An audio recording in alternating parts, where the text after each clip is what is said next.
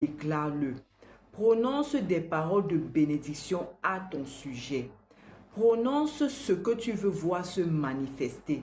Si tu veux te lancer dans un projet, par exemple, déclare que le Seigneur te bénira à ton départ et à ton arrivée. Si tu es dans une situation de pauvreté, tu as des difficultés financières, tu as du mal à joindre les deux bouts, déclare que ta huche et ta corbeille seront bénies. Si tu manques de quelque chose, déclare: l'Éternel est mon berger, je ne manquerai de rien. Bref, il faut que tu apprennes à déclarer ce que tu veux voir se manifester dans ta vie.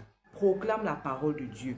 Deuxièmement, utilise ton autorité en Christ.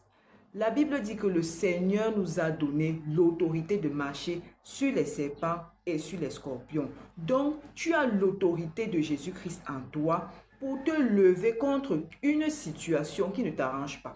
Rien n'a le droit de t'affliger, rien n'a le droit de t'attrister, rien n'a le droit d'empêcher à la bénédiction de l'Éternel de se manifester dans ta vie.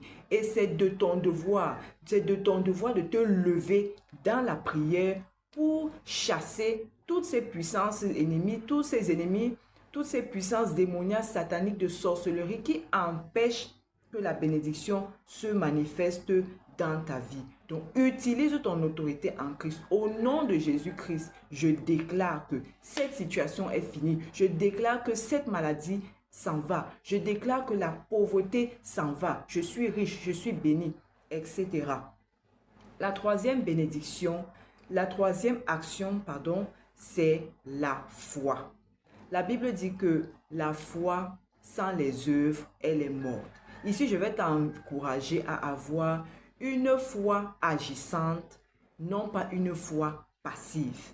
Parce qu'il y a un moment où tu pries pour avoir des choses, mais il y a un moment où tu dois toi-même croire à ce que tu pries. Tu dois croire que ce que tu demandes au Seigneur, tu l'as déjà reçu.